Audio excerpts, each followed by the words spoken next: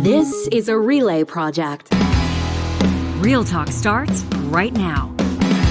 Here's Ryan Jesperson.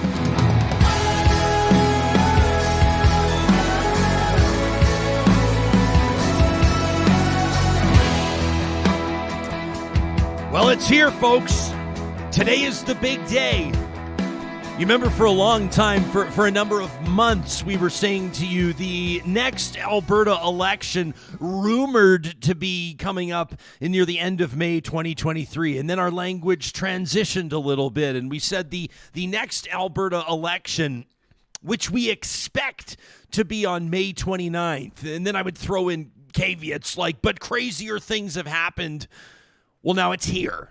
Today, if you're listening to this on Monday, May 29th, we will find out later this evening whether it'll be Danielle Smith and her United Conservative Party or Rachel Notley and her New Democrats that will form Alberta's next government. It's been a neck-and-neck campaign. I personally can't remember the last election, provincial or federal, that was this close, that had some of the most reputable pundits and pollsters across the country refusing to go on the record, most of them until the final hours, the 11th hour, so to speak, on who they think is going to win this thing.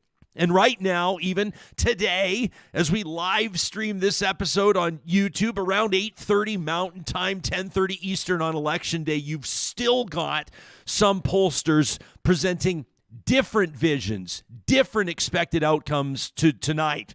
There's one in particular, by the way, fascinating stuff. Keto Maggie from Main Street Research, while he's the face of that polling firm, he's predicting an NDP government while his firm itself is predicting a United Conservative government. They can't even agree within their own building.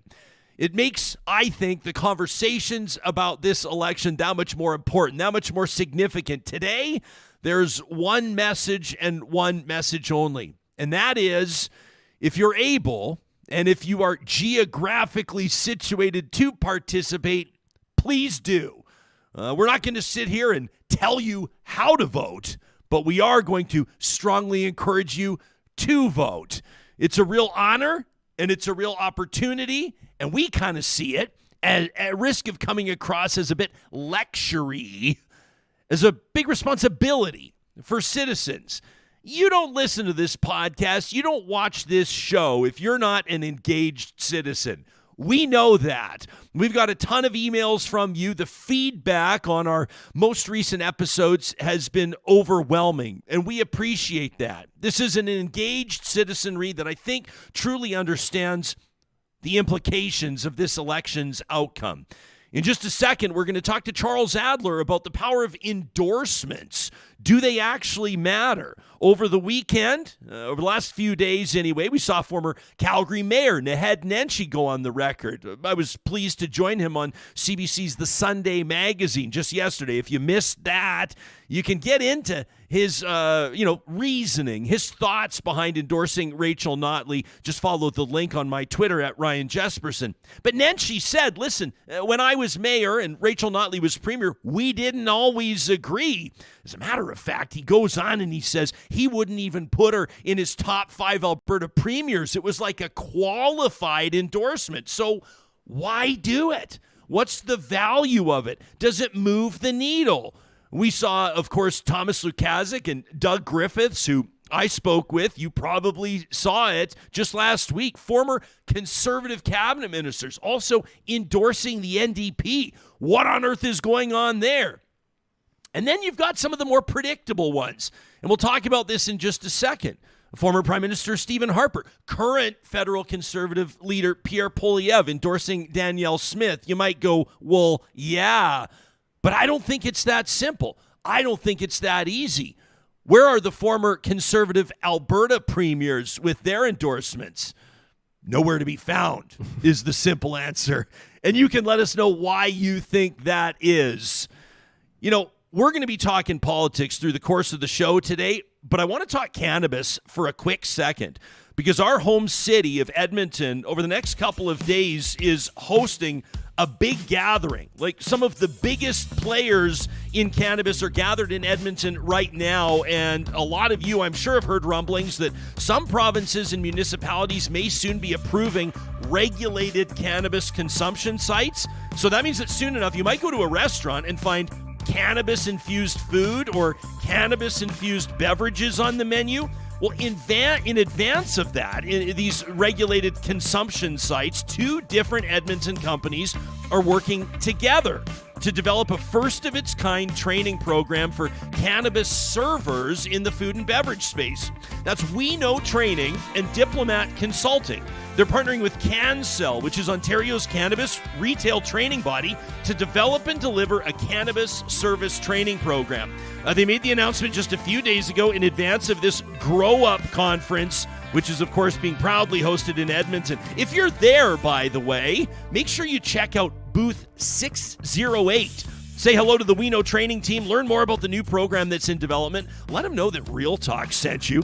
And, of course, you can learn more about the program and about We Know Training online by visiting weknowtraining.ca. Fight night. It is fight night, isn't it? For us, I'm a ball of nerves. How about you? No, I don't feel like I'm nervous. I feel like I feel like it's one of those, what does it feel like?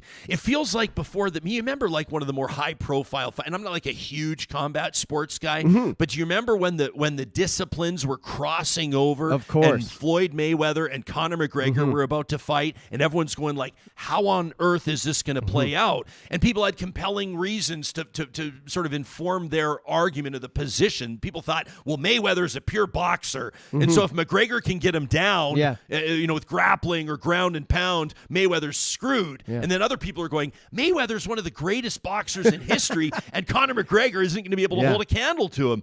And then as the fight played out, it played out as I think most of the experts thought it would. Tonight, I mean, I went on the record with my call, with my prediction months ago on this election, and I'm standing by it. I've tried to kind of keep it out of the discussion on Real Talk because the last thing we want to do is be influencing or manipulating people's votes. But at the same time, it's a talk show. I thought months ago that Danielle Smith would squeak out a win tonight. I do still think that Danielle Smith and the United Conservatives will squeak out a win tonight. Like by squeak out, I mean I think that they're going to win by between, let's say, 7 to 10 seats out of 87. What's your gut telling you about this one? I don't know, and the numbers seem to say that as well. Just a little bit of a lead here for the UCP, but you never know because we still have that 14% of people who are kind of holding their cards to their chest. So I don't know either. But we were at the Stingers game yesterday, both of us. Basketball, we're having this, we're having a little shindig here tonight. We're going to be here all day watching the results roll in. But I saw the mayor, and I said, "What are you going to do?" He's like, "I'm going to be on my Stairmaster, just." Just sweating, just watching the results come in. And I think that's how, even if you don't have a dog in the fight, I'm sure everyone does, but you're just going to be kind of a ball of nerves just wondering, like, who could do it and can the NDP? Well, and I don't even think it's just Albertans that are paying attention to this. I think the whole country. There are going to be implications across the country. Just last week, Charles Adler made that argument right here on the show. Of course, that was a Tuesday on the heels of a long weekend. He's back in his usual spot this week on Monday morning, kicking us off. By the way, Dave Cournoyer, Dave Berta, joining us in about a half an hour to get into the ridings that are really in play tonight. Chuck, what sort of a vibe do you feel on an election day like this, especially a tight one like this? Do you have a little bit of do you have a little bit of jitters? You got a little bit of excitement, or are you such a veteran that it barely rattles? Barely rattles the Emmy Award. I'm very excited. I mean, this is the Super Bowl, Grey Cup, Stanley Cup, all rolled into one. Totally. People across the country have always asking me, do you recall many close elections? Like, no, I don't. And yeah, I realize it's an Alberta election, but this is a Canadian election. Democracy is on the line. Let's stop with the crap about how, the people endorsing Notley, the endorsements are tepid, whatever. Of course they're tepid because it's not about Notley. With all due respect to Rachel Notley, I've got nothing against her, nothing against her late dad, who I, went to school with. I think highly of the family. I'm not a social democrat. No, I'm not a socialist. No, in many ways, I'm not a progressive either, especially when it comes to things like crime and punishment. But I am a Democrat, a small L liberal Democrat. I believe in liberal democracy. I think it's the only bulwark against authoritarianism. And I don't think it's very difficult to make the case that authoritarianism is in play right now. We can talk about the various endorsements, our friends Thomas Lukaszuk and Doug Griffiths and other people. We can talk about how the former premiers who are still alive, Stelmach, Redford, my old friend and sometimes nemesis, Jason Kenney, how they have not endorsed Danielle Smith's UCP. We can talk about all of that. But we need to talk about the group that is not only endorsing the United Conservatives, as it were. We're talking about a group that is chained to them. We're talking to a group that is doing, for all intents and purposes, multi-level marketing. They've got 50,000 members right now. And if Danielle Smith does squeak out a victory, which is what most people, including you, Ryan, think, they will soar to 100,000.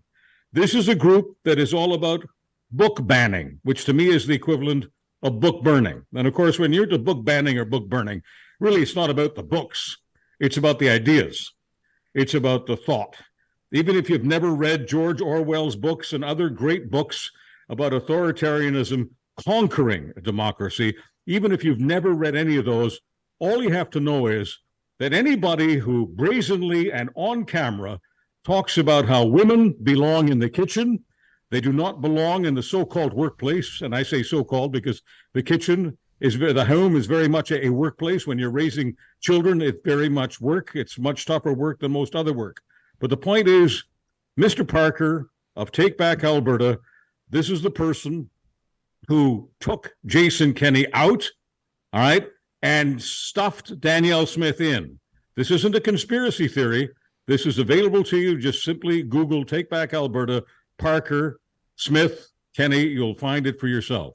So anybody who wants to make sure that he spreads the evangel that women do not belong in professional life, they should not be the nurses, they should not be the teachers, they should not be the doctors, they should not be the scientists, they should not be CEOs, they shouldn't be anywhere around those places. The only people, in my opinion, okay, my opinion is somewhat informed, not saying I'm the smartest guy in the world, I'm not saying that I'm the sharpest knife in the drawer, but the only people who are as brazen about that are the Taliban. So some people say, oh, he's being a talk show host. He's using hyperbole. He's talking about the Talibanization of Alberta. But that's exactly what I'm talking about. Take Back Alberta means taking back Alberta to pre-Confederation days. Oh, did he say Confederation? Yes, I did, because Confederation is also on the line. The Take Back Alberta crew would like to take out Alberta. They would like to take Alberta right out of Confederation. So they want to take women out of the boardrooms, and they want to take women out of the hospitals, except for the patients, of course. They want to do what Gilead does, the Republic of Gilead. Now, that's supposed to be fiction, okay? Margaret Atwood, fiction. They want to introduce Gilead to Alberta because to them, that's the proper way, that's the natural way, and that is the way we should be living. Now, I want to just, even though I'm a media professional, Ryan, I want to throw a brick in a glass house. I am embarrassed about the fact that the media has done so little on an organization that is absolutely in control of Danielle Smith's agenda. And when I say in control, if she doesn't do exactly as they say, they will take her out, just as they took Kenney out. Kenney called them lunatics. That's a very, very nice term, lunatics. It goes far beyond that. It is absolute authoritarianism for Alberta. And yes, authoritarianism is on the line. Now, Janet Brown, marvelous pollster, friend of ours, considered, I guess, the best pollster in Alberta. She said that the reason that the NDP isn't doing better and isn't likely to win is because the NDP spent too much time going negative on Danielle Smith. And I understand why Janet Brown is saying that. I'm not even disagreeing with her. But I'm negative on Danielle Smith. Why am I negative on Danielle Smith? Because I'm positive on democracy. I'm positive on real freedom. I'm positive on opportunity. I'm positive on fresh air. I'm positive on people smiling. I'm positive on women being involved in hospitals and schools and the boardroom. and science and everything else. I'm into equality. What am I into? I'm into Canada. I'm positive about Canada. My entire career, my 50-year-long career, has been a thank you card to Canada. Canada gave my family an opportunity to live here in the Promised Land. Take Back Alberta. The people who support Take Back Alberta want to prevent people like me from coming into this country. They want to prevent people like me from living in this country. They want to prevent people like my mother, who didn't just do one job. She took 3 jobs. I say took, because that's how Take Back Alberta sees it. My mother took 3 jobs from men. That is absolute 100% horseshit. And if people want to go ahead and vote for that, that's fine. It's a democracy. But I'm simply telling you to get as many people as you can. Ryan said he doesn't want to be influencing. He doesn't want to be manipulating. I do want to be manipulating right now. I do want to be influencing. I want you to get everyone you can who has not voted yet to vote NDP. Because I'm an NDPer? No, that too would be horseshit. But because it's the only way to stop the UCP, it's the only way to stop Take Back Alberta. This has been the most fascinating thing for me to watch all campaign, Chuck, is conservatives like you, like Griffiths, like Lukaszuk coming forward. And I'm talking, and then there are people in my own personal orbit, same as yours, and same with viewers or listeners to this show. I guarantee it.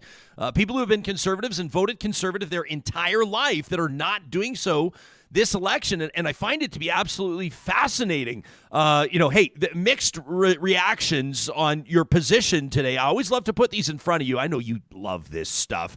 MZ Coach says, preach, Adler, preach. You're right. Take Back Alberta will take us so far back, it's terrifying. And Gabe says, what a sanctimonious windbag. I hope Adler gets help after tonight. Sanctimonious Windbag would be a great band name, by the way. There are people who respond that way, they get help. I just want them to know, not because I like pissing them off, although I obviously that's the greatest perk of what I do, pissing off morons. I have never had a better life. And one reason I've got a great life right now, and I don't mean to embarrass you, Ryan, but one reason I have a better life right now is because Ryan Jesperson has unleashed me. I was totally prepared to go into retirement, semi-retirement, whatever. I had nothing left to say. Oh, bullshit. I had nothing left to say. I wasn't privately sure, but publicly I had nothing left to say. I had nothing left to prove. Nothing. I was just ready to move on and to do other things. Volunteer work, whatever. But I was prepared to do other things other than get in front of a public microphone and a public camera. You, Ryan Jesperson, are responsible for taking me out of that tomb, as it were, okay? And I'm here and I'm doing what I'm doing. So for the people who think that I'm a sanctimonious windbag, I may be a sanctimonious windbag, but I'm a very happy sanctimonious windbag. And I would be really, really happy if something that the polls aren't picking up right now, and that is young people, boatloads, truckloads, trainloads of young people. They can't possibly have the polling technology right now to pick it up. If they show up today, young people, especially young women, if they show up today in droves, there is a chance, okay? There's a chance that we could have something absolutely incredible. Let me ask you this question, Ryan. How incredible would it be? You talk about Smith likely squeaking out a victory. That's the conventional wisdom. That's fine. Mm-hmm. If the conventional wisdom gets blown out, okay, is turned upside down, and we get what some people will call a miracle, okay, an Alberta miracle, and Smith being defeated, how happy will the majority of Albertans, most of whom are moderate people, I get 15%, approximately 1 in 7 are really out there on the right, to the right of where I've ever been, okay? Most people in Alberta are moderate people. How happy will they be if Danielle Smith and her UCP end up on the ash heap of history tonight? We've got R8, who's tuned in right now, says this is a pack of lies and conspiracy theories that are being spewed on the show today. This is pathetic. R.A., I don't know if you're new here, but what Charles is talking about with David Parker and Take Back Alberta, these aren't hypotheticals. These are on-the-record speeches he's delivered from podiums. We've played, you don't call them highlights, but we've played the clips before. He is who he says he is, and there's a lot he's not saying. Doug Griffiths gets into that on our episode last week. You can check it out wherever you get your podcasts or on YouTube. This guy has no shame, and the guy is not exactly secret about the way that he feels. These aren't conspiracy theories. These aren't lies. Here's a very simple question for people to ask. When somebody talks about taking back something or somewhere or someone, the number one question you should ask is, from whom or from what? You currently have a conservative government in Alberta. You've had a conservative government for the last 4 years, and for the 4 years before that, you had a conservative government for 40 more. So who exactly are you taking it back from?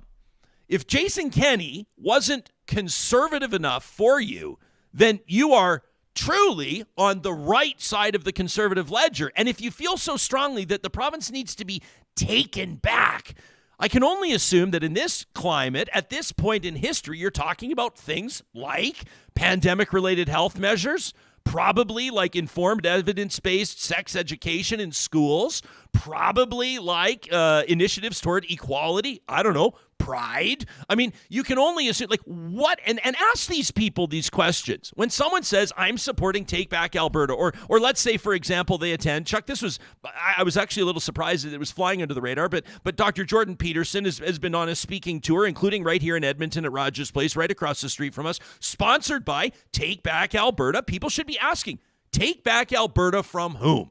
Or from what?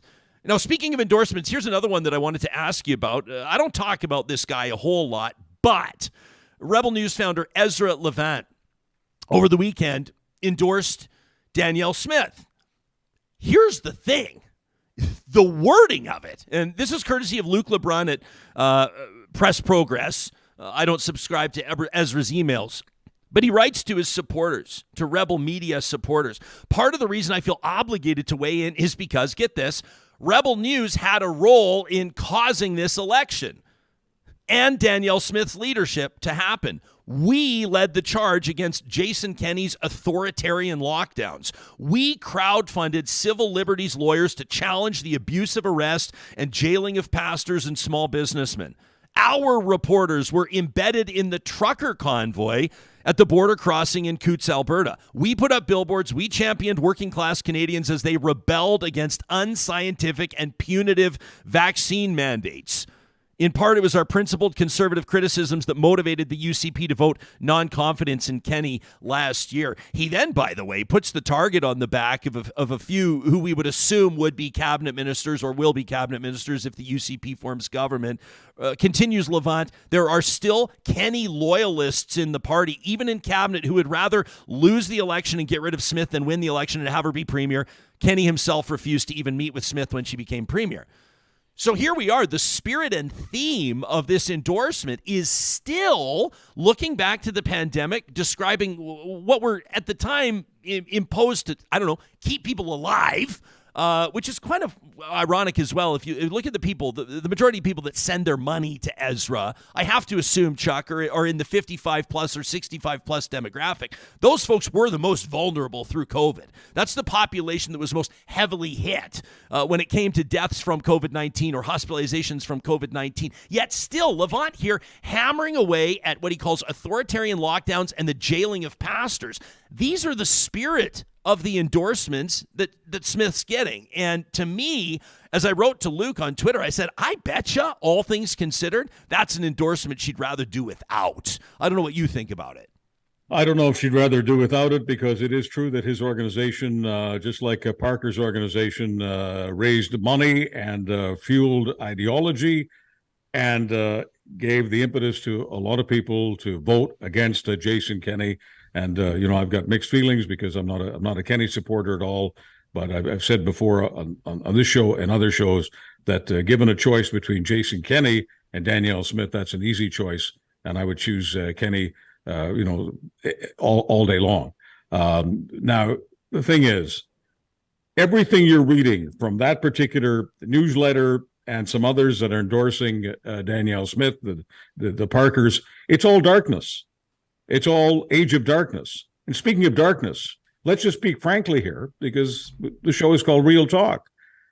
you listed a number of people and ideas that Take Back Alberta wants to take Alberta back from. Ryan, let's just, man to man, and I guess I have to say for the purpose of this conversation, white man to white man.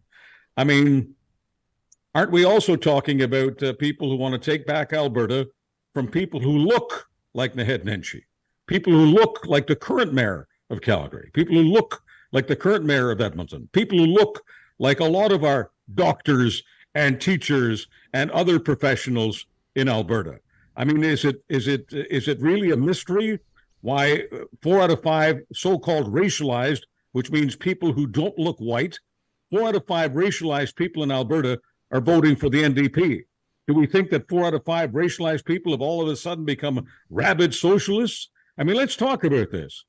What happens to a province when you have an increasing amount of power going to people who are, I could call them white nationalists, I could call them all of those funny names, okay, that are relatively benign. But what happens to a province or a state or a country anywhere in the world where people who believe in white supremacy take over? What happens to everyone, including, I have to put this in, including white people? What happens?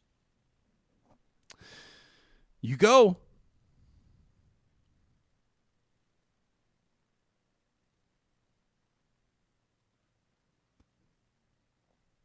Chuck, you got it?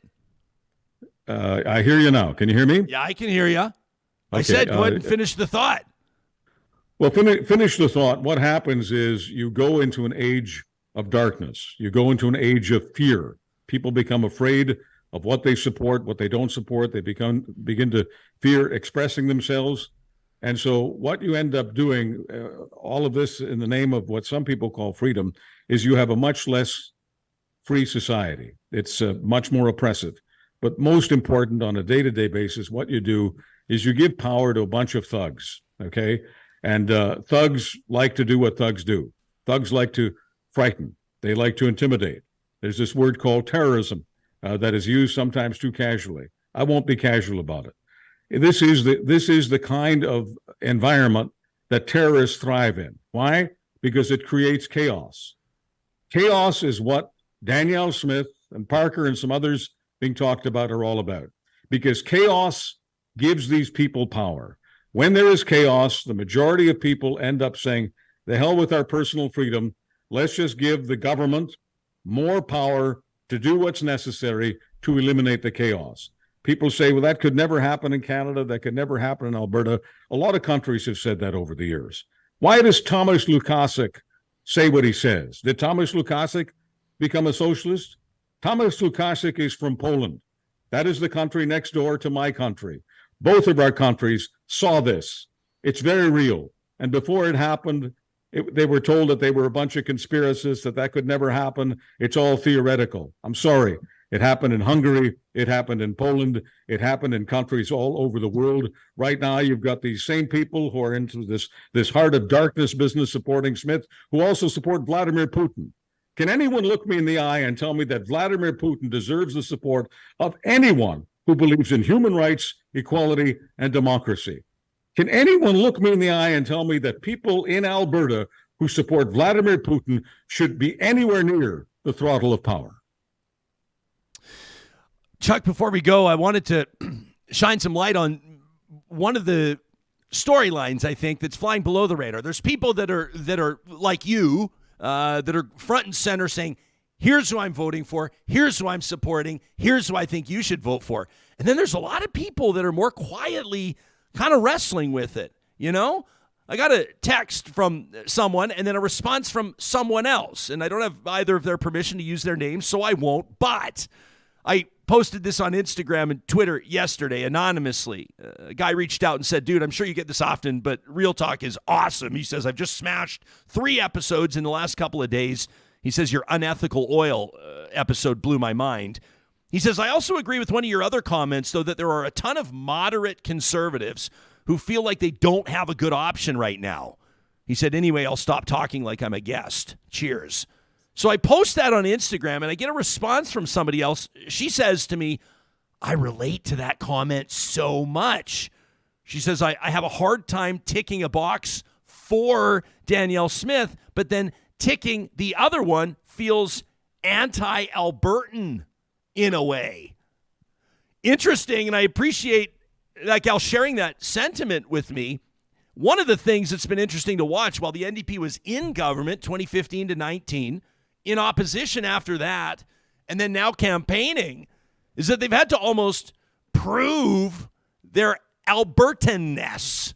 You know what I'm saying? The rural candidates have had to say, hey, like, we've been running these farms. These are family farms that we've been operating for years. Like, we've been here. You can ask our neighbors. You know, the NDPers in the city have had to say the stuff you just said about Lukaszuk. Like, you know, I mean, there are people in our live chat right now saying a vote for Rachel Notley is a vote for 15-minute cities. I mean, gadzooks. People can go back in our episode archive and find our dive into 15-minute cities and what they actually are. They've been called neighborhoods for a long time as well, but I digress.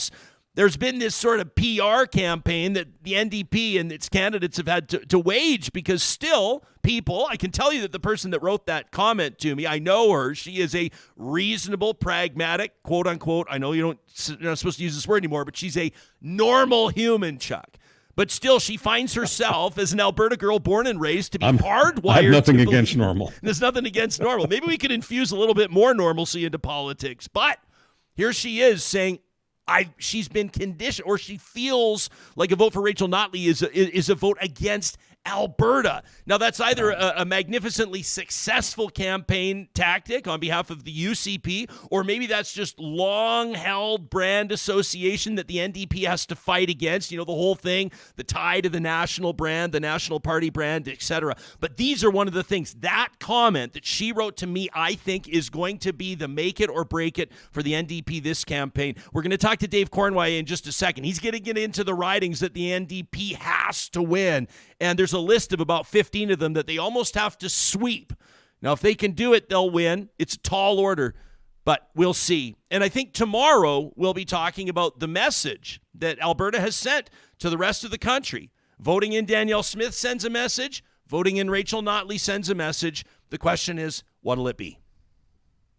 There is no evidence that if Rachel Notley wins that she's working for Jagmeet Singh. I mean, there's no evidence that Roy Romano in Saskatchewan as NDP premier, ever worked for the federal leader.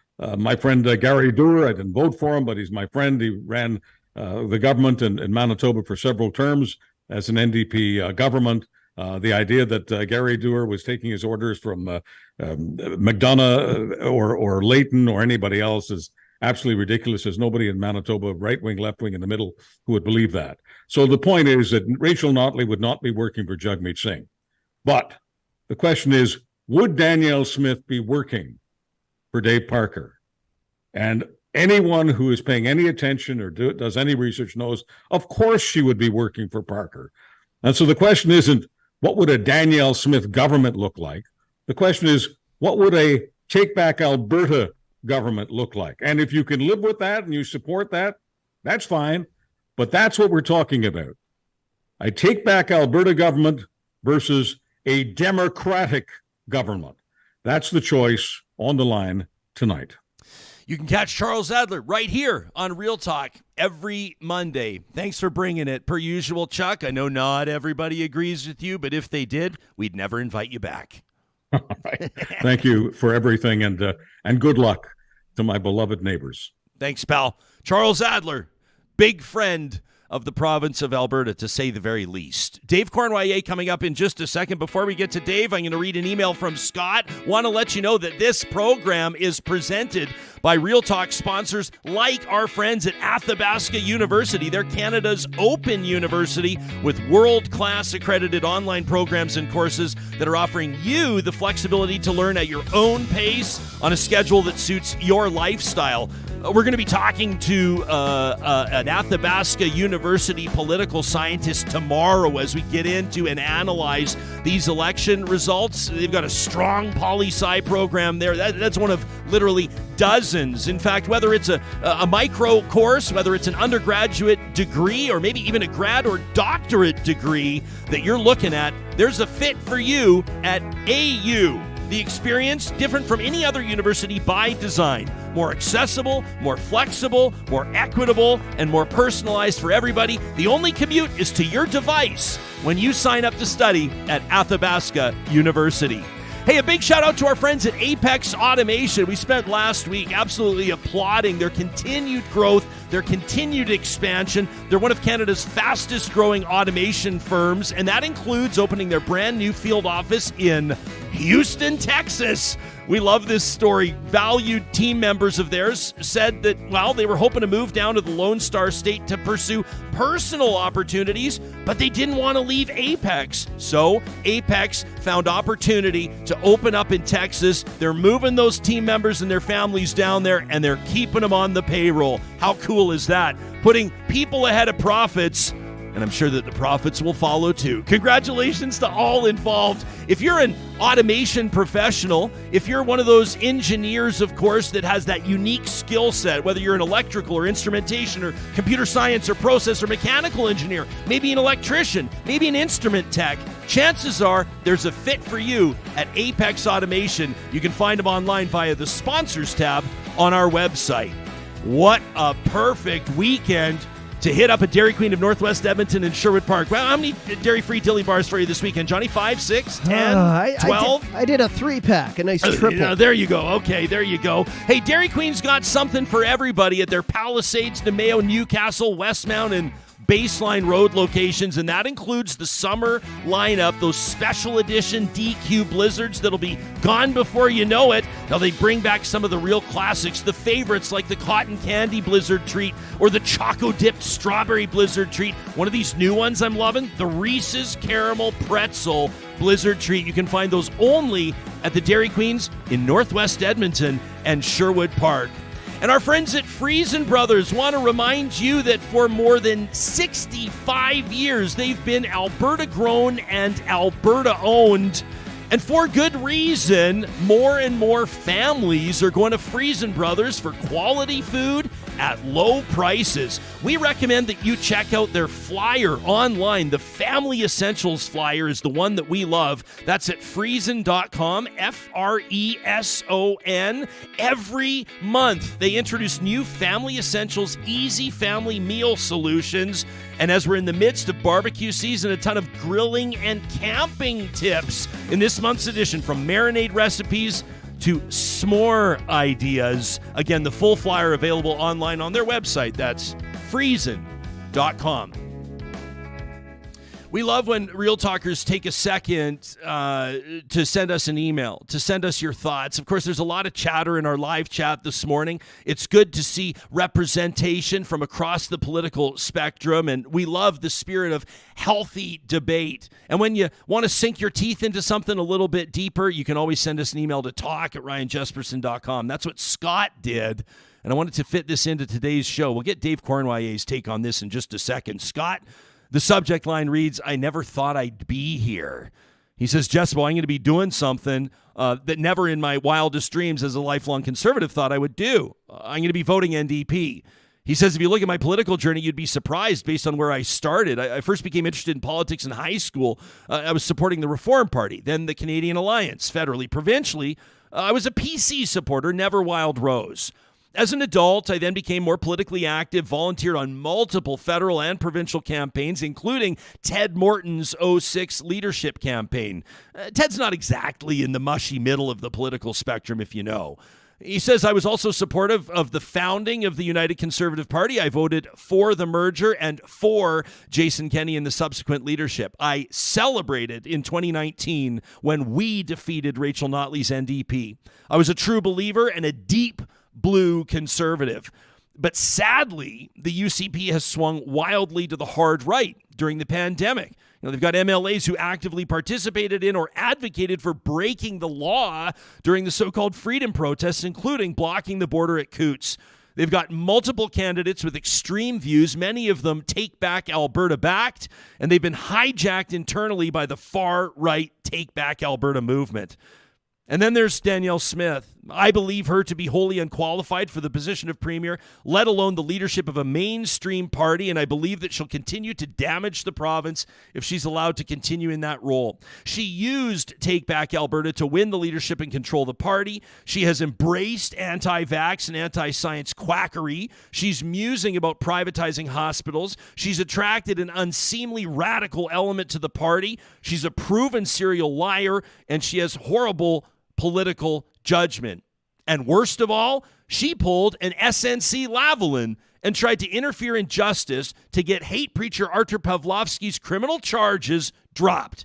It frightens me that she still seems to see this as not the serious problem and erosion of democracy that it is, and that she also wants control over a provincial police force. I believe Danielle Smith needs to be stopped, and that is why I, a lifelong conservative, am voting NDP. I never thought I'd be here. That from Scott. If you'd like to reply to that, you can, of course, send us an email anytime by following the contact link on our website, ryanjesperson.com, or simply emailing us directly, talk@ryanjesperson.com. Dave Cournoyer is probably Alberta's most prominent political blogger. He's an award-winning writer and podcaster, and he's got a very popular Substack as well. We're grateful that Dave has made time on a very busy day to join us right here in the Real Talk studio. It's nice to see your smiling face. Thanks, Ryan. It's an absolute pleasure to be here. Today is election day in Alberta, so Yeah. I'm very excited, and I'm very happy to be able to be here to chat with you about it. Yeah, well, thanks for making the effort to join us in studio. There's something about an in-person conversation that makes it that much better. I asked Adler how he felt on a day like this, on an election day, obviously a veteran of commentary on many different elections. He goes, hell, man. He goes, it's like the Super Bowl, the Grey Cup, the Stanley Cup. How about for a guy like you? I don't think anybody writes more about it. I mean, you've been covering nomination races since the outset of this. I mean, this is something you dive deeply into. Are you sort of like dragging your ass across the finish line, or are you just getting started right now? Well, I mean, this is Alberta politics, so the election day is not the end. It's only going to get more interesting now. I have to say that this election campaign has been a lot to write about, because there's been a lot that's been going on in Alberta politics. Really, for the past 4 years since the UCP won in 2019, there's been no shortage of things to write about. That people across the country are interested in reading, because Alberta has just been in the spotlight constantly, again and again and again. And this election, more than a lot of elections, even 2015, because it caught a lot of people by surprise. A lot of a lot of Albertans didn't realize what was happening, and a lot of people in the country didn't realize what was happening until the last week of the campaign. This election, it has, for the past year, it's been an ongoing campaign between two political parties. And since at least November in the polls, they've been almost equally matched since Danielle Smith became premier. It's been UCP, NDP kind of bouncing back and forth a little bit in the polls. No one really making a big break or being able to split off a lot of votes. Yeah. So this is really, it feels like the first time in a long time in Alberta where you've had, two equally matched parties that are going to be this close going into an election campaign. Now, seat count might be something different, but in terms of the popular vote, in terms of what the polls are showing, there hasn't been much budging on either side. Are you placing a bet, or are you throwing numbers out there on how you think everything's going to wind up once the dust settles tonight? All the polls have reported, the ballots have been counted. Have you put a number out there? I wrote down a number on May 1st, and I think it's close, and it's probably not going to be that far from that. I wrote down, I think, UCP 48, NDP 39 is what I wrote on. We're one off from each other. Okay. I'm going 47-40. Okay, but with that, I mean, all it would take would be 5 or 6 seats to swing one way or another, and a couple hundred votes, a couple thousand votes, and a couple ridings to swing either way. And it could be NDP 44, UCP 43, for example, which would be a pretty wild result. But the path to victory for the NDP has always been a lot more narrow than the UCP. I mean, remember back in December when Danielle Smith had an interview with Rick Bell from Post Media talking about she talked about how the UCP can afford to lose most of their seats in Calgary, which I bet made a lot of incumbent UCP MLAs very uncomfortable that their leader was talking about that. But it's true, is that there are a lot more safe seats for the UCP in this province than there are for the NDP. And the NDP went into this election with 23 seats, and they got to gain 21 to get a bare majority. And that path to victory is through Calgary, and it's through the donut of ridings around Edmonton, so Sherwood Park, Fort Sask, Warrenville, St. Albert, Leduc, Beaumont. It's ridings like Lethbridge East. It's ridings like Banff-Kananaskis. Now, I wrote down my prediction, but it's all going to depend on ground game today. Right now, I think it could be either. Is going into the polls have just opened. Like, just to state this so very obvious. Yeah. Somebody could have been the loudest voice on Twitter for like the last 6 months. Somebody could have a lawn sign out. Somebody could have been door knocking or campaigning or talking to their friends or picking fights on social media, doing the whole thing. And then today, something comes up, the kid's puking at school, they have to go pick up their kid, the dogs need to get walked, and then all of a sudden we haven't made, and then all of a sudden they don't get out and vote. Yeah. Right? And all of a sudden that doesn't matter. All of a sudden none of that matters. This whole Go TV, they call it, the get out the vote is going to be so huge today. I really appreciate what you've been doing. People can check out daveberta.ca, and we're going to encourage you to support what Dave does. His Substack is well worth a monthly or annual subscription, but this in particular, this is not your most recent feature. This was back on May 25th, only 4 days ago, but I think you've published 5 times since then, by the way. Kudos to you. I've been trying to do every day. Meantime, I was on a stag all weekend. So, but here you are, 19 Alberta ridings that you're going to be watching closely on Election Day. Now, you just rattled off a few, but I'd love to actually dig in a little bit. Sure. And this is for the people that don't mind kind of getting into the weeds, people that kind of want to know. I mean, if someone can like throw spaghetti at the wall and see if it sticks, well, I think it's going to go, 51-36, or I think it's whatever. But no. Let's inform our predictions. Let's understand that as people are watching coverage tonight, as the polls are returning and they're watching, what are some of the ridings that you think are going to be really tight, that you think could swing this thing either way? What's like the top one? Is there one that is an absolute neck and neck horse race, do you think? I think there's one in Calgary. I'm watching Calgary Glenmore, and this is a southwest Calgary riding. And as we've seen in the polls, the NDP, for Calgary listeners, the NDP are doing very well in the polling north of the Bow, and the UCP are doing well south of the Bow. So for the NDP to win enough seats to form government, they're going to need to break through south of the Bow River in Calgary, and that includes seats like Calgary Glenmore, which is not a traditional NDP seat, not at all. It was one that the NDP won in 2015. I think they won by 6 votes in 2016, or 2015. It was very close, and then they didn't win in the last election. The UCP took it back. They've nominated the NDP have nominated one of their star candidates in Calgary, a woman by the name of Nagwan Al-Ghaneed, who's an energy expert, CEO, very well known in oil and gas and sustainable energy circles in Calgary. And she's running against the UCP incumbent, Whitney Isick, who's running for re-election. And this is one of those ridings that I'm watching because it'll determine how far south in Calgary the NDP is able to break through. And it really is, I think, one of those ridings that they need to win in order to form government. How would you characterize it? We don't have to get too deep into it, but how would you characterize Whitney Isick's politics? Is she one of the more moderate? Is she one of the ones that Ezra Levant will have in his crosshairs? Or is she one of the more kind of right-leaning MLAs, would you say? What will the people of Calgary Glenmore be thinking about as they evaluate the incumbent's performance over the last 4 years? She's been a backbencher for the past 4 years. She comes from more of a progressive conservative background. I think she was from what I recall, she was very involved in the PC party and I think when Jim Prentice was involved in the PC party. And when Jim Prentice was involved federally as well. I think that type of conservatism is probably more something that voters in that riding, upper, well-done, or well-to-do, mostly relatively affluent. Relatively affluent. That's what I'm thinking of. Yeah. Affluent Southwest Calgary riding. They're probably more comfortable with that version of conservatism than a lot of what Danielle Smith has been talking about into the type of politics that Danielle Smith has brought into the UCP and some of the stuff you were talking about Take Back Alberta with Charles earlier. Let me ask you about that. Let's break away from the 19 ridings that you're keeping a close eye on. Let me ask you about Scott's email that I just read. Yeah. And Doug Griffiths' endorsement, Thomas Lukaszuk's as well. But Griffiths was particular. Lukaszuk's never been afraid of kind of like dropping the gloves and going for it.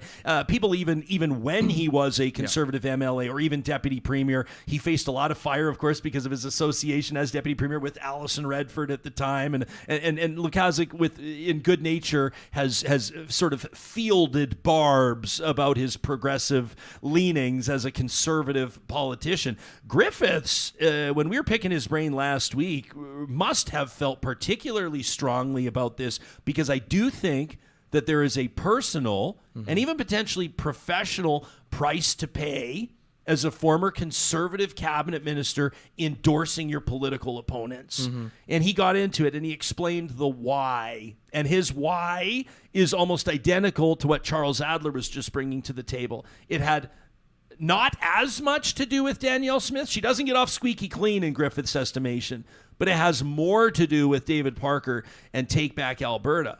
But as Adler goes on this morning and talking about it, we've got people in the live chat calling this a conspiracy theory, saying that Adler's spewing lies on the show, trying to paint an inaccurate picture of the control that this group might have on today's Conservative option in the province of Alberta. What's your estimation of the fairness of the comments, of the reasonableness, is that a word, of the comments from people like Griffiths and Adler? I think it speaks a lot, because these are people who were Conservatives or who identified as Conservatives. Doug Griffiths, who was the MLA for Wainwright, of all places, he wasn't a PC MLA from a moderate riding in Edmonton or a central Calgary riding. Wainwright is a pretty conservative place, and that part of Alberta is a pretty conservative place. So for him to come out and raise these criticisms and actually endorse the NDP and name NDP candidates he's endorsing in this election, I think is pretty significant. And I think there are a lot of Conservatives who are in the same position. They're lifelong Conservatives. They've voted UCP or voted Wild Rose or PC in the past, and they've never voted NDP, but they're just not comfortable with this version of the United Conservative Party. And I think it's important to point out just how much the UCP has changed since 2019. In 2019, the UCP was more of a Big Tent Conservative Party. It wasn't as big as the old Progressive Conservative Party, where you'd have basically people who used to be or who would otherwise be New Democrats or otherwise be Liberals in it. But it was a much bigger tent party in 2019 than it is now. And groups like Take Back Alberta, not to say that there aren't moderates involved in the UCP now, because there are, and there are moderate MLAs running for re-election today. Sure. But the influence that groups like Take Back Alberta have, and the candidates that they've supported in nominations and who have won nominations in ridings that the UCP is probably going to hold on to in this election, it's you can't deny it. And these are people, in a lot of cases, these are people who've had their total politics shaped by opposition to COVID-19 restrictions. They've had their politics shaped by the Freedom Convoy, shaped by the blockade at the Coutts border. And that's a very different type of conservatism that a lot of Albertans are used to supporting. And, the UCP is going to get a lot of votes tonight, but there's a lot of Conservatives. I mean, Scott's one of them, who are, thinking,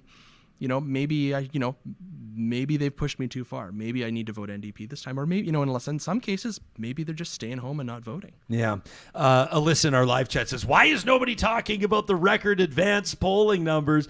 We did discuss it a little bit last week when it was on pace to set a record. Yep. Now we can report that approximately 758,000 voters turned out in advance. That's up about 8% off the record-setting total in 2019, which was just over 700,400 and change. One of the reasons why I think that people don't get too deep into that, this might be a Captain Obvious type statement, is that all we know is the number. Yeah. We don't know who they voted for. So if you look at 2019, you might suggest that there were record advanced turnout. There was record advance turnout because people were there to boot Notley and the NDP, or they were there to vote for an exciting new United Conservative option. Mm-hmm. You could make the argument now, and we would hear two different versions if we talked to campaign managers for the NDP or the UCP. Either folks are motivated and excited about what Notley's bringing to the table, or they're going to make sure that Danielle Smith has all the support that she needs. What do you read into, if anything, record-setting advance numbers? You know what? Elections Alberta has made it super convenient for people to vote in the advance polls, and a lot of people don't want to wait till Monday. they've either a lot of people have made up their minds, or maybe they're busy on Monday. Maybe they got to pick up their kids from school and drive their kids to soccer practice, and they don't have time. They don't want to have to make time rush during Monday to vote. So it might be that it's just more convenient for people, and that's why people are showing up in the advance polls, or it might be that people are really motivated and we'll see record total turnout come tonight. And that's the thing we got to watch is record advance turnout might not necessarily reflect on election night a larger total turnout. And the turnout in the last election was huge for Alberta. I think we had 67% total turnout, which, I mean, that means that there's a lot of people who stayed home, but for Alberta provincial elections, that was a big turnout. Let's get back at your piece. We're talking to Dave Cournoyer. If you're just tuning in, live streaming us on the Mixlr audio app presented by California Closets at daveberta.ca. You can read Dave's list of the 19, there's 87 total, the 19 Alberta ridings that you're going to be watching closely on Election Day. You won't be the only one. I'm right there with you. Calgary-Glenmore's a big one. Yep. What's another one that you think could be in play? What's another one you think could swing? I think I call them the twin Strathcona County ridings, Sherwood Park and Strathcona-Sherwood Park are two ones that I'm watching. And I mean, a lot of focus in this election has been in Calgary, but there's also the ridings around Edmonton we call it the donut around Edmonton, the kind of suburban ridings, urban ridings, rural, but a lot of acreages and a lot of suburbs out there. Those voters are going to be really important in this election, especially for the NDP. If they're not able to make those massive gains in Calgary that they need to, they'll need to pick up seats somewhere else. So I'm looking at Sherwood Park, which is flipped between the UCP and the NDP going from the last election. Same with Strathcona Sherwood Park, which takes up the other half of Strathcona County and part of Sherwood Park. So the two NDP candidates there are ones that I'm watching. Bill Tanita, who's running in Strathcona Sherwood Park, he's a county councillor out there, and Kyle Kosowski, who's running in Sherwood Park. They're challenging Nate Glubish, who's the cabinet minister running for re-election in Strathcona, and Jordan Walker, who's running for re-election in Sherwood Park, both first-term MLAs. But these are two kind of critical ridings that I think the NDP are really going to need to flip in outside the Edmonton area. Yeah, Kyle Kosowski, just a little factoid for the Real Talk loyalists, the brother of Chris Kosowski, the founding CEO of Park Power. Really? Yeah. Oh, yeah, cool. Kind of interesting there. I want to swing it back to Calgary. Okay. Calgary. Calgary's been they've got all the attention in this but I'm going to bring it back to Edmonton. No, that's just. I want to talk to you. I want to talk to you about the current deputy. Well, I guess no one's the deputy premier right now, but you get the idea. Yeah. I want to talk to you about that in just a second. But let's talk Calgary-Bow, because there's a couple of prominent people running there. Drew Farrell was. I don't know who holds the record. Actually, I should know this, for the longest serving. They used to call them aldermen. Yep. Now they call them councillors. But Drew Farrell is one of the longest serving in Calgary's history, and certainly has a strong following. Dimitrios Nicolaitis, Minister of Advanced Education, I think most recently, popular within the party for all intents and purposes, as far as I can tell. Yep. This one could be really tight. I think so. I think Calgary-Bow will definitely be one to watch. Both of the candidates have good name recognition. I mean, Drew Farrell was on city council for 6 terms in Calgary, which is a long time. Incredible. Which is can be a double-edged sword, right? Sure. You're around, you have a lot of name recognition, but you've made a lot of decisions. Some of them people like, some of them people don't like. So it'll be interesting to see how that turns out. But definitely a big pickup for the NDP as a candidate in that riding, and one that the NDP are going to need to win. Dimitrios Nicolaitis, advanced ed minister, from what I hear, has a really good ground game in Calgary-Bow. Was experienced as a campaign manager before he was elected in the last election, so he knows campaigns. His campaign early, and it's always hard to tell how much this would really play. But earlier in the election, his campaign put out a kind of a profile campaign video of him, and it talked about his family roots and his parents who owned and run a Greek restaurant in the riding, and talked about how he worked in it when he went to university, and I thought it was actually quite a compelling story. And interestingly, and this was kind of the first of a series of them, you saw a number of UCP candidates in Calgary, Tyler Shandro, Jeremy Nixon, and a few others, put out these kind of pro-campaign candidate profile videos on social media during the election, and none of them mentioned Danielle Smith in any of the videos. And this is something that we've kind of been hearing, or I've been hearing from Calgary in particular, that UCP candidates they're trying to campaign as UCP candidates and themselves, and they're trying to downplay the role of Danielle Smith when they're talking to voters on the doors, because they know that she's a very polarizing figure in Alberta politics. And, you're either, in a lot of cases, you're either very hot or very cold in terms of your opinion on Danielle Smith, because that's the way that that's her politics, right? And she's purposely gone out and her career in talk radio is she was very provocative, and a lot of the things that she mused about during her time in talk radio and afterwards as a lobbyist have come out and really become defining points in this election campaign. Yeah. You think people are going to give her the benefit of the doubt? Like voters are going to give her the benefit of the doubt where she basically says, hey, all these things that you're quoting me on, I was a talk radio host, that was my job.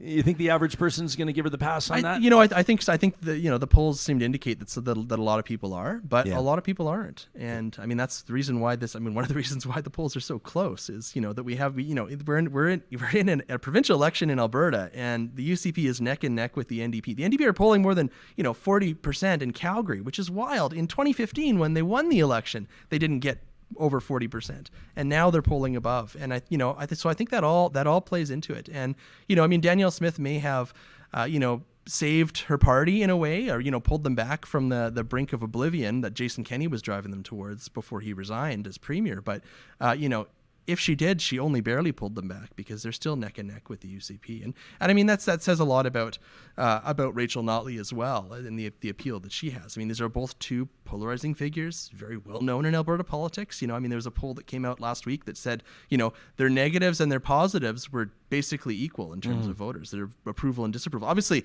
different people approved of Rachel Notley than approved of Danielle Smith. Sure. But there's the two leaders aren't necessarily having the big appeal that kind of would eclipse their own parties. Yeah, we had on a personal level, I very much dig Green Party of Alberta leader Jordan Wilkie. The guy is wired with like pure passion, and he joined us. He was like bouncing in his seat. Johnny, I know he made a real impression on you when he was here with us in studio last week. The Green Party candidate down in Edmonton, Rutherford. Yeah. He knows he has a huge hill to climb, but the reason I invoke his name is that there are a few candidates that are running through these 87 ridings that could hold a very interesting and powerful position were they to be elected outside of an NDP or UCP banner.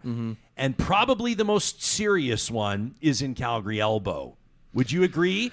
Where we've seen two, you're not convinced. I'm not convinced. We've seen two premiers out of that riding, Ralph Klein, Alison Redford. We saw not for a long time, but Greg Clark, the Alberta Party leader, won there. You had a progressive conservative and Doug Schweitzer win there for the UCP, since resigned. Did not just not run again. He resigned before his term was complete. Last August. And now you've got two candidates in that riding. You've got Chris Davis for the UCP, Samir Kande, who's running for the NDP, but lawyer Kerry Kundal is running for the Alberta Party. You suddenly just rolled your eyes. No, the former leader of the Alberta Liberals. It doesn't look to me like you're crossing your fingers for Kerry Kundal in Calgary Elbow. No. I think that Kerry's been running. I follow her on social media. I talk to people in Calgary. She's been running a very energetic campaign, and she's been trying to get out there and reclaim a lot of the votes that Greg Clark won in 2015 when he became the MLA. But I just don't see any momentum for the Alberta Party in this election. And, if there's going to be, if there are two ridings where the Alberta Party should be in play in this election, it's Calgary Elbow, which is the riding that they held until the last election, and Brooks Medicine Hat, where leader Barry Morishita is running. But but he's also running against Danielle Smith, who's the premier of Alberta, and it's a very conservative place. I hate to even say this stuff out loud. I know people go, Jesperson, just get over it. But I love Barry Morishita. Barry's great. Barry and I go for beers every time he's in town, and I love him.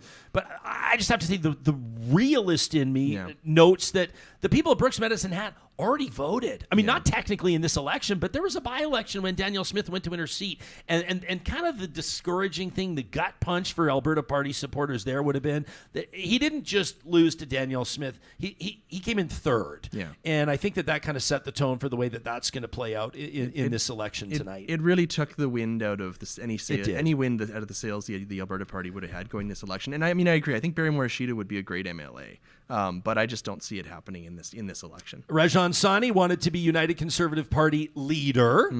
She was soundly defeated and said that she was done. And then we asked her to come on this show, and she went, I'm not going to say yes quite yet. And my spidey senses told me that something might be happening. And sure enough, she unretired rather quickly. And now she's going to be running in a different riding, not Calgary Northeast like before, but Calgary Northwest against the NDP candidate there, Michael Lisboa-Smith. How do you think this one plays out? I think this will be very interesting. I mean, the Northwest Calgary is seen as very competitive between the UCP and the NDP. Right now, the UCP hold most of the seats, or almost all the seats in Northwest Calgary. But having a cabinet minister, someone who's a cabinet minister and has political influence in the government, dropped into your riding is in a riding that's used to having some influence. I mean, this was Sonia Savage's riding before, the previous energy and environment minister. She decided at the last minute not to run again, and the UCP kind of scrambled to try to find someone to run in this riding that they expected a high-profile incumbent to run in. So they dropped in another high-profile incumbent, but from another riding from across the city. So it'll be very interesting to see how this turns out. So much of votes on the constituency level in elections, unless you're a legitimate high-profile candidate. I'm thinking someone like Drew Farrell, who has name recognition, people who would know outside of party politics. People generally vote by the political label. They vote for the party leader or they vote for the party. But introducing a dynamic of an MLA from another area of the city being parachuted into the riding, it might some voters might want to have a UCP MLA and a voice in cabinet after tonight, or some of them maybe the parachute candidate moniker will turn people off. Do you think that can you sell the parachute candidate narrative when a candidate moves from Calgary Northwest to Northeast or Northeast to Northwest? I don't know. It feels different than parachuting somebody into Brooks Medicine hat. Yeah, it's not like someone from Edmonton is running in Calgary Northwest. Right. So it's not her part of the city, and Northeast Calgary is a different part of the city than Northwest Calgary. So it'll be interesting to see whether voters whether that plays with voters. I would almost guarantee. I would bet $1,000 right now that Calgary will not be painted all orange and it will not be painted all blue. I think that we're going to see a split there. Well, it'll be interesting to see if Northwest is one of those. What that looks like. I do think the more intriguing bet is whether Edmonton will go all orange. And if it does, it will mean that the former deputy premier, Casey Madhu, has lost his seat, the only seat that the United Conservatives have held in the city of Edmonton over the last 4 years. It's meant that a senior cabinet minister was planted in Edmonton, was rooted, let me say, in Edmonton, which some would argue in that riding has been a good thing. You've also got an impressive challenger, Nathan Ip, a school trustee, a credible candidate who's looking to take that riding for the NDs and help them in their mission to sweep Edmonton. How close do you think this one's going to be? I mean, it could be close. I think the NDP are going to win it. I think the NDP will win every seat in Edmonton tonight. Yeah. I think that everything seems to be pointing in that direction. maybe the UCP will be able to rally enough support at the last minute if they're able to convince Edmontonians that we need a seat at the cabinet table if the UCP is going to form government. But I think since the start of this election, basically since the past few months, it seems that all orange is the direction that Edmonton was heading in. St. Albert, what a fascinating riding. Fascinating riding. For the last 2 terms, they've sent Marie Renaud there to the legislature for the NDP. Yep. Yet they just voted. And when I say they, not every person in St. Albert did, but I believe it was the Gazette that published the best politician. They do their annual rankings. The best politician, the people of St. Albert have said it is federal Conservative MP Michael Cooper. Oh my goodness. And you could not find 2 people more different, at least politically, than Marie Renaud and Michael Cooper. So what the hell is St. Albert going to do tonight? Having federal Conservative people having people vote federal Conservative and provincial NDP is really the kind of part of the story of a lot of Edmonton over the past 8 years. And some people might have a hard time reconciling that, but people don't vote for ideology. They vote for, they might decide federally that they want to vote for someone who's going to stand up for Alberta and stand up against Justin Trudeau. But provincially, they might say, provincially my priorities are healthcare and education, and I trust the NDP in healthcare education. And you know what? It might, from if you're looking at ideology and, policy-wise, that might, those 2 votes might not make any sense. But really, people vote provincially and federally differently all the time in Alberta now. So I think that's part of what's going on in ridings like St. Albert. But St. Albert will be interesting to watch because it has traditionally, going back to the 1980s, it's flipped between NDP, PC, Liberal, PC, and now NDP. So voters in that riding have, it's a suburb, it's a city, but it's a suburban city, and but they don't necessarily fall into the kind of traditional suburban voting patterns, I think, in a lot of cases, and especially in Alberta. But it'll be very interesting to watch. Angela Wood, who's running for the UCP, she ran for mayor in 2021, and she kind of came out of nowhere and did pretty well, and I think came within 400 votes of winning the mayoral election. So she has some name recognition going into this election, and has some support from some UCP MLAs. I know, people who come from very much from the right side of the UCP caucus. People like Shane Getson, MLA for Lac St. Anne Parkland, Todd Lowen, MLA for Central Peace Notley, have hosted fundraisers for her and have shown up in St. Albert. I mean, Shane Getson was on a horse with Angela Wood, and they weren't all on the same horse. They had different horses. But then the Rainmaker Parade this weekend. So they've been getting a lot of support from Angela Wood has been getting a lot of support from some other UCP MLAs in this campaign. So that'll be interesting to watch. But I think Marie Renaud is fairly well liked in St. Albert. She may not be the most high profile NDP MLA, and she wasn't a cabinet minister in the last NDP government. But if the NDP formed government in this election, I think that she's one of the people they'll be looking at because she has experience. You and I could talk all day. Yeah. You and I could. I like. Part of me, I have mixed emotions right now. Hey, because we're hosting a big VIP watch party here tonight. We're gonna have members of our Patreon supporting roster. We're gonna have some who's who of politics and business and all that kind of stuff. And I don't want to tell people that at daveberta.ca they can all download this awesome list of party election trivia that you've put together because I don't want our party goers to know all the answers, but I should let them know that. And of course, I know you've got a lot to do today, so I want to respect your time, but I can't let you leave, and I can't wrap this up without asking you a little bit more. And I don't want to say they're not rural ridings. Sure. Red Deer proper is not rural. Yeah. Lethbridge proper is not rural. Yeah. The RMF Wood Buffalo, Fort McMurray is, what is that, 80,000 people? That's not rural, right? Yeah. But let's talk about those because, Red Deer 2015 saw some NDP representation in what has been a conservative fortress. Lethbridge has had no problem sending Shannon Phillips to the legislature, but that's just one of a couple of ridings that could be in play there. What's one or two tonight that you really think could come down to the wire or even flip on either some of those municipalities that I just mentioned or another one in that kind of mid-city size? Okay. I think Lethbridge East is one to watch. Rob Miyashiro is running for the NDP. He's a former city councillor and well-known in Lethbridge. He's running against Nathan Neudorf, who's the other co-deputy premier in Danielle Smith's government. So that'll be interesting to see. That seat has gone Liberal in the past, actually. It was the Liberals held it throughout the 90s and the 2000s. And then it went PC, and then it went UCP. So that'll be an interesting one to watch. And then the other one, Banff-Kananaskis. Yeah. I think it's going to be really interesting to watch. It was actually pretty close relatively in the last election. It was the closest race between the UCP and the NDP outside of an urban area in the last election. And the demographic changes and the voting pattern changes in the kind of the West Bow Valley, so Canmore and Banff, it's been trending more orange in those areas. The east side of the riding, Springbank, Bears Paw, it's pretty blue. Acreage owners and ranchers. There's a lot of money there. And there's a lot of money, a lot of really old ranch ranch farm money, a lot of acreage, a lot of big oil money Calgary out there. So it's a really split riding. The west end is orange. The east side is blue. It'll be very interesting to watch because the end, that's one of the ridings the NDP hopes that they can pick up in this election.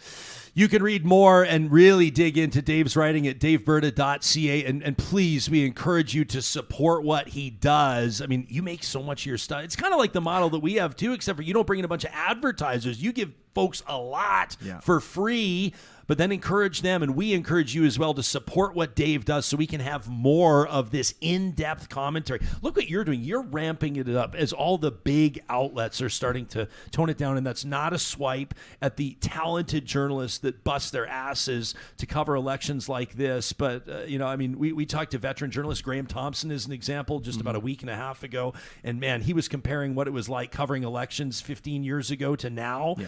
you'd have people riding the buses of the leaders. You'd have people assigned to specific candidates. Now you might have one or two of the so-called mainstream media trying to cover the whole shebang. And it's why we're so especially grateful for what you're doing, Dave. Thanks for making time for us today. Thanks so much, Ryan. It's been an absolute pleasure to chat with you today. Thank you so much for the kind words. And thanks to your listeners. I hope everybody, if you haven't got out to vote in the advance polls, get out to vote today. Polls are open until 8 p.m. Amen. 8 p.m. And then you have it. The results will start to come in. And on tomorrow's Real Talk, of course, we'll have you covered. Now, when we talk about our sponsors without whom this would not be possible, we're talking about teams like Complete Care Restoration. And trust me, they have a pit in their stomach just like the rest of us do when we talk about the wildfires that are burning across Alberta right now. Of course, our thoughts remain with those that are still evacuated or away from their communities, and in particular, those that have lost their homes or businesses. Complete Care Restoration has been helping people get back on their feet for more than 10 years now, whether it's fire damage, whether it was the floods of 2013, who will ever forget those? Or maybe it's just something that you discovered almost by accident. A renovation project meant that you were opening up some walls and all of a sudden there was mold, or, oh my gosh, you realized there's asbestos everywhere. You don't want to mess around with this stuff. You're going to want to call Complete Care Restoration. Their team of talented professionals, they do this stuff all the time, and they're going to make sure it's done right the first time. You can get in touch with Complete Care Restoration at 780-454-0776 or find them online at completecarerestoration.ca. If your project this summer is going to be maybe a little bit more focused toward the outdoor spaces, maybe it's your front yard, maybe it's your backyard, heck, maybe you've opened up a new business and you want the streetscape to really do it justice, it's time to get in touch with Eden Landscaping. Mike and his team have been bringing outdoor spaces to life for more than 20 years. You know what they're most proud of? Referrals and return business. That's right, their on-the-ground experience in Edmonton and area means that they're experts in all kinds of stuff. Whether it's a more natural look, whether it's a more modern look, they know that you need a space to zen in, to entertain in, maybe a space that's butterfly-friendly. What about producing food with raised garden beds and then serving it in your outdoor kitchen? They can do it all. Custom landscaping services with Eden Landscaping at landscapeedmonton.ca. And with all this talk about municipalities, we know that there's going to be some decision makers listening to today's show. If that's you, if you're making decisions for municipalities on garbage or recycling collection, if you're one of those that's putting together festival plans, you need portable toilets, fencing, maybe water hauling, look no further than Local Environmental Services. Whether it's Alberta or Saskatchewan, Locals got you covered with better service, better prices, and more support for local causes. You can find out how they can help by checking out localenvironmental.ca today. Well, John, big show today. Yeah. Big night tonight. I'm already tired. Hey. You know when you have one of those days, you just know it's going to be long, you know it's going to be stressful, you know you're going to have to thwart off conversations you don't want to have. I know tonight we're here to talk about politics, but I hope tonight we just relax and just, because it's whatever's going to happen is going to happen. I hope we don't get into all these, I know there's not going to be debates, but you know what I mean. There'll be debates. I know there will be. And due in part to the fact that we're serving all of the appetizers and tapas on blue and orange napkins. plates. Blue And that's orange what napkins. that's what I'm wondering too. Are people going to? I think I'm just going to get the white napkins out for me. So I just have a regular napkin. Unavailable. They're all Fine. in the recycling. I'm napkinless. Yeah. Also want to give a big shout out to our friends at Alberta Views magazine. We're going to be featuring this issue of Alberta Views a little bit later on this month, but you can check it out online today at albertaviews.ca. This is what the big choice is all about, writes the author of this piece. Is it individualism or the common good? That's Dr. Lisa Young, a political scientist out of the University of Calgary. Wanted to let you know Real Talkers have exclusive access to an amazing deal to subscribe to Alberta Views a full year. That's 10 issues of Alberta Views. You can subscribe today for 50% off. That's $20 for 10 issues delivered delivered to your door. Just use the promo code AVRJ at albertaviews.ca. That's AVRJ when you sign up to subscribe at albertaviews.ca. You know, John, the spirit of your comment right there is the spirit of this week's edition of Positive Reflections. Oh, we need presented this. by our friends at Kuby Renewable Energy. Now, we do this every single Monday, the first episode of every week, and we're grateful for it. So here it is. Now, I know a lot of you are going to be expecting to hear stories of a man who rescued a puppy from a raging river, or a woman who helped out at a senior's home by making croissants for the 300 residents without charge. But no, that's not it. We're going to take the listener-submitted suggestions and put them on hold for a week. This week's edition of Positive Reflections is from me to you. It's an unscripted version. It's just a reminder what an honor it is, what a privilege it is. And like we said out of the gates today, what a responsibility we have to contribute to the continued functioning of our democracy. You know, everybody's going to talk about how folks went and fought in world wars to preserve the right that we have tonight. And you know what? They're right. We look around us, around this world, and we understand that democracy in some nations, in some jurisdictions, truly is in peril. It's not as rock solid as we might have thought. We see democracy under attack with our southern neighbors and other big developed nations. We can no longer take this for granted. We understand that there can be squabbles. We understand that there will be debates. We understand that some of you may not feel the same as you did about your neighbors as you did a month ago, since they put up that lawn sign that kind of surprised you a little bit.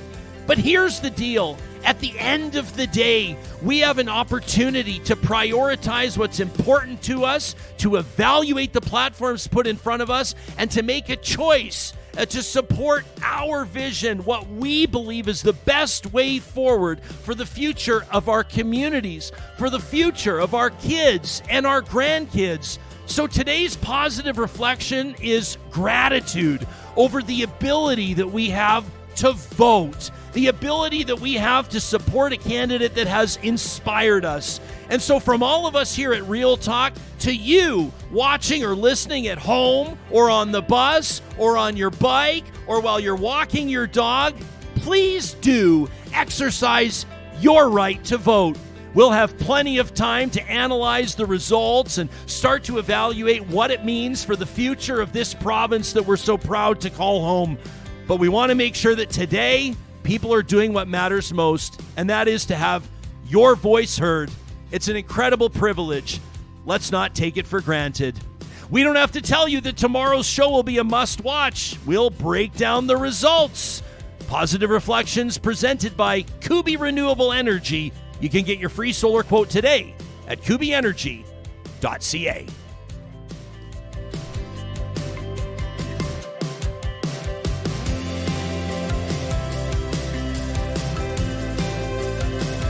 Real Talk is hosted by Ryan Jesperson, executive producer Josh Dunford, technical producer John Hicks, general manager Katie Cook-Chivers, account coordinator Lawrence Derlego, human resources Lena Shepard, website design